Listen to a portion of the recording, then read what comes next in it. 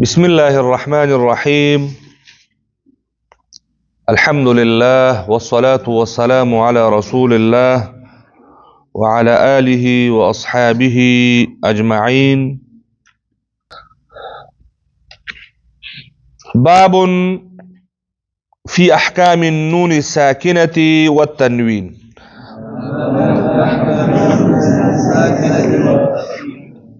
وحكم تنوين ونون يلفى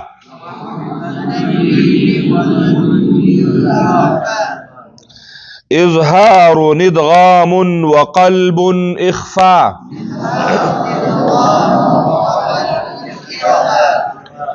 فعند حرف الحلق أظهر والدغم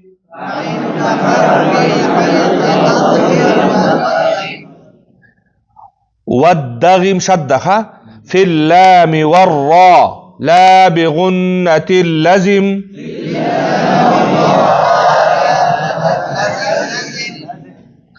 أدغما بغنة في يؤمن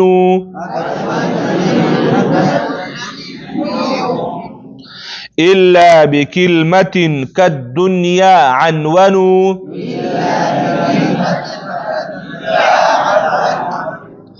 والقلب عند الباء باء بغنة كذا.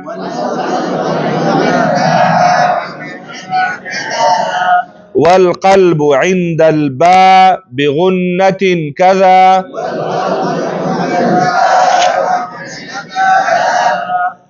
الإخفاء لدى باقي الحروف أخذا.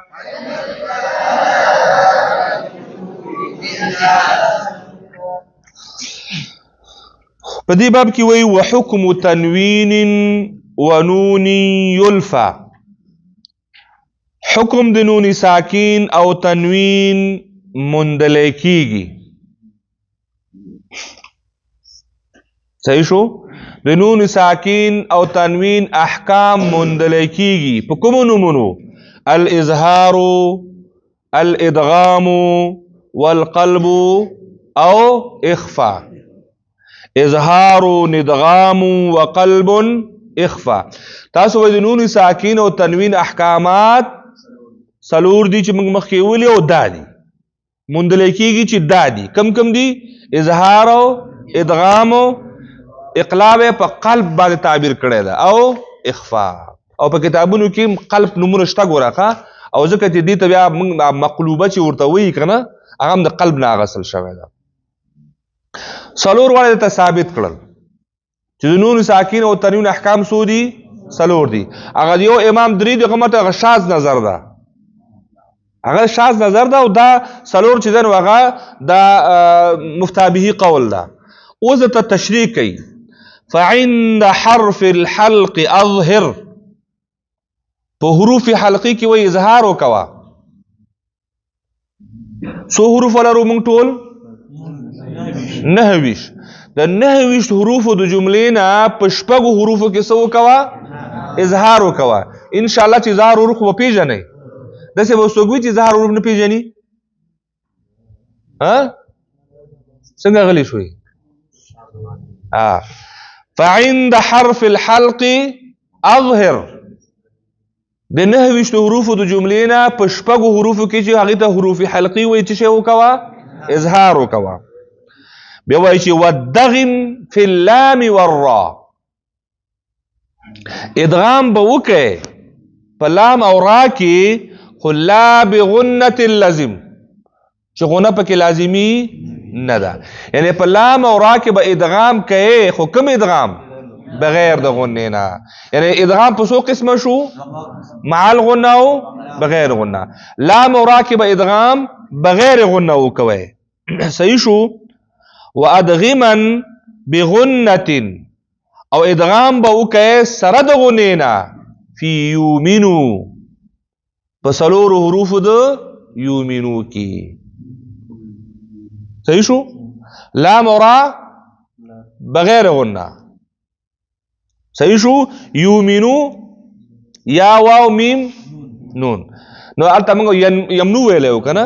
یمنو دا امقه هغه ده، خو الفاظ د په شعر کې چې کوم برابر راغلی خو مغه څلور حروف پکې څنګه کړي دي راغونډ کړي دي. فی اللام والراء لا بغنة اللازم، په لام او را کې غنه پکې لازمي نه ده، ادغام بغیر غنه بکیږي. خو وادغما بغنة غنه بکې سره د غنه، ادغام بکې سره د غنه په حروف د یومینو کې، یعنی څلور حروف کې به ادغام مع الغنه کې او لام او را کې به ادغام بغیر غنه بکې یا بلا غنه بکې. الا مگر یو څه کلمې دی وي چې الته د ادغام نشي بکلمتن، سو کلمې دي کالدنیا عنونو، لکه دنیا او عنونو. عنونو یعنی عنوان، سنوان، قنوان، هغه کلماتو ته پکې اشاره ده. په دې کلماتو کې با ادغام الا سره رد کړ، نور په ټول ادغام حروف کې به کوي، خو لام او را کې به بغیر غنه کوي، یومینو کې به مع الغنه کوي، خو دغه کلماتو کې به نه کوي. د دې کلماتو کې څه چل ده؟ هغه کوم شرط چې د ادغام دپاره ایښودل شوی و هغه دلته پوره نه ده. شرط څه شی و؟ چې مدغم او مدغم فیه به جدا راځي، او دلته یو ځای راغلی. دنیا کې اوس وګورئ نون ساکن نه وروسته یا نون ساکن مدغم ده او یا مدغم فیه ده، او دواړه په یوه کلمه کې راجمع شوي دي، لهذا دلته نه کېږي. عنوان، سنوان، قنوان دا ټول هم دغه کلمه ده. نو دلته وایي چې د نون ساکن او تنوین دپاره چې کوم شرط ایښودل شوی و نو هغه شرط په دغو کلماتو کې پوره نه ده، لهذا په الا سره په دوی کې ادغام څه شی که نفی که، دوی کې به ادغام نه کوي. څه شی به کوي؟ اظهار به کوي. کوم اظهار به کوي؟ اظهار مطلق. او د دې مخکې خبره وکوله چې دا په دې کې هم دوه ډلې دي، چې یو ډله چې ادغام هغه د څه ورته وایي، دا وایي چې دې کې هغه شته څه ورته وایي، اظهار سره ویل کېږي، بل وایي چې نه ادغام سره ویل کېږي، او بل پکې دا و چې هغې کې خلف ده. ورش مې درته وویل چې ورش وایي چې دې کې څه شی ده؟ خلف ده. هغه دا کلمات دي ورسره چې دی نو هغه یاسین والقرآن او نون والقلم دا ټول همدغه یو ردیف کې کلمات راغلي دي. نو دلته دې پورې د اظهار خبره مو شوه او د ادغام خبره مو شوه. اوس آخر کې وایي چې والقلب او اقلاب به کوي عند الباء، کله چې د نون ساکن او تنوین مخې ته څه شی راشي؟ با راشي. څه رقم ادغام به کوي؟ بغنه، د غنې سره به کوي. اقلاب مع الغنه. صحیح شو؟ نو حروف حلقی کې لوی چې اظهر فی اللام والراء ادغام خو لا بغنة لازم.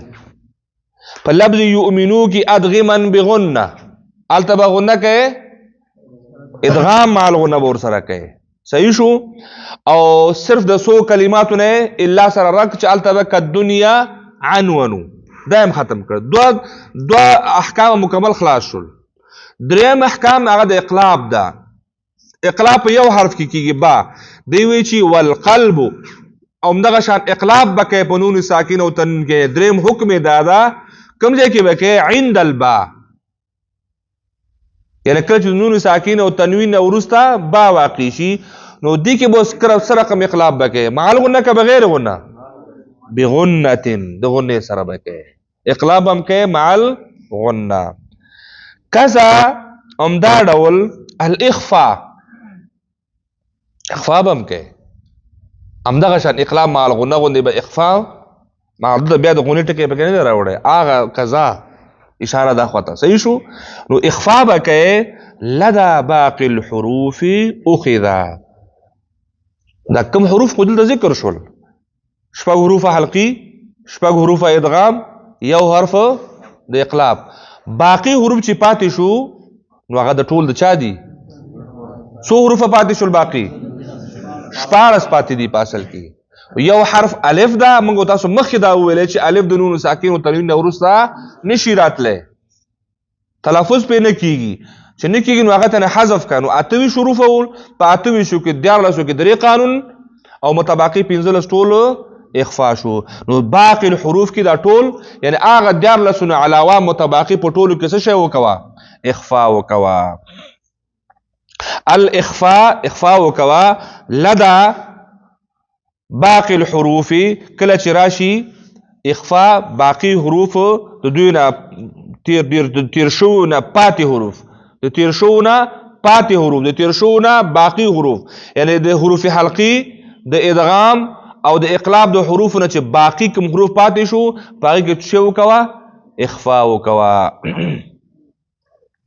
وای باقی الحروف اخذ امدا ورته انتخاب شوی ده امدا ورته راغسل شوی ده د اخفاء قانون ورته څنګه شوی ده اخیستل شوی ده او غوړه شوی ده او انتخاب شوی ده چې د حروف حلقی د ادغام او د اقلاب د حروف نه علاوه د نور باقی حروف د لپاره کم قانون ورته غوړه شوی اخفاء ورته انتخاب شوی ده اخذ صحیح شو ان شاء الله وصلى الله تعالى على خير خلقه محمد وآله وأصحابه أجمعين